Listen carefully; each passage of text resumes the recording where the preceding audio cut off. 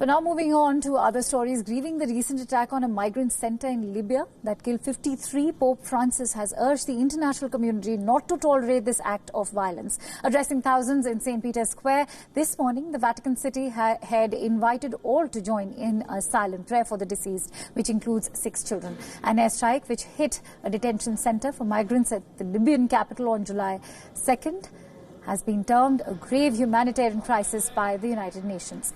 Cari fratelli e sorelle, it has been marked as the highest publicly reported toll from an airstrike or shelling since Eastern forces under Khalifa Haftar launched an offensive against Libya 3 months ago. The UN High Commissioner for Human Rights also said that the attacks could very well qualify as a war crime. In his address, the global Catholic head remembered the victims of recent massacre in Afghanistan, Mali, Burkina Faso and Niger.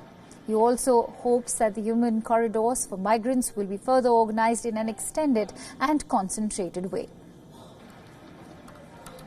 Cari fratelli e sorelle,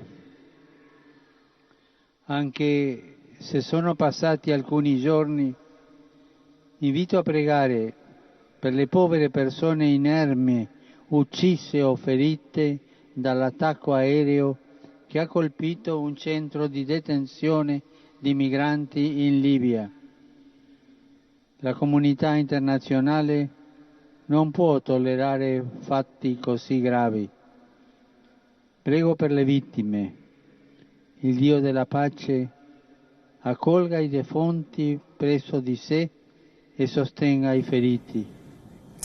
Here's the latest invention in agriculture. Vertical farming is the next frontier in agricultural innovation. Although the techniques of vertical farming have been around for about a decade, it is only now that vertical farms look to be on the cusp of meeting our food security needs on a mass scale. Here's a report. Land is scarce. It is one of the biggest constraints in expanding agricultural produce. An innovative method to overcome this limitation is vertical farming. Vertical farming can be practiced in the middle of urban centers, even in windowless buildings. With the help of LED lights which mimic sunshine for photosynthesis and targeted fertilizers and controlled humidity, vertical farming promises to revolutionize the manner in which we produce our food. Despite its merits, till recently, vertical farming had been dismissed as too futuristic with crippling initial costs for setting up. And skeptics even questioning the taste of food produced in a laboratory. But all that is about to change. We're competitive with organic today, and we're working very hard to continue to make more and more crops grocery store competitive. We have our own strains of crops such that we can make crops that have never been commercialized available to people, because we believe if people are going to eat healthier, fresh fruits and vegetables have to be able to compete with packaged food in flavor and convenience and shelf life.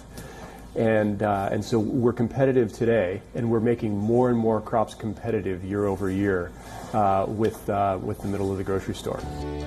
Presently, vertical farms are focused on producing stuff such as lettuce and salads. Indoor farms, stacked with plants from the floor to the ceiling, have boosted their production. This isn't some scene from a sci-fi movie. Several vertical farms operating as startups are already supplying their produce to hundreds of grocery stores in the United States. Again, I saw the vertical walls and I was impressed, but it wasn't until the end of the tour that I was able to taste the produce that I was sold. So flavorful.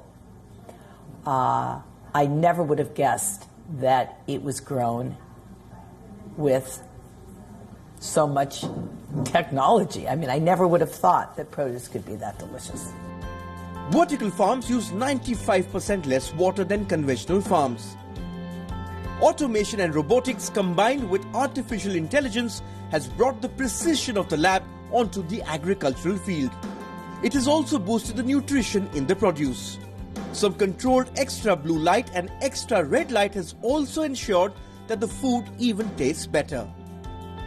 I believe that there's an opportunity here, and I think you have to look at the situation and what problems you're trying to solve. So if you're looking in the Middle East where they import all of their food and you look at the specific climate there, it makes sense to grow sunless indoor and power it with solar arrays. Or if you're looking at the mega cluster cities of up to 100 million in China, you'd want to be in the urban core because the supply chain is going to be a problem, and you want to place these close to the population. The promise of vertical farms has made companies like Amazon and SoftBank to sit up and take notice. Hundreds of millions of dollars are being poured into vertical farms by investors who are betting big on this laboratory style of agriculture. With the world's population expected to touch almost 10 billion by 2050, the time for vertical farms appears to have well and truly arrived. And depending on where you live, you can purchase the produce of a vertical farm at a supermarket near you. Bureau Report, WION, World is One.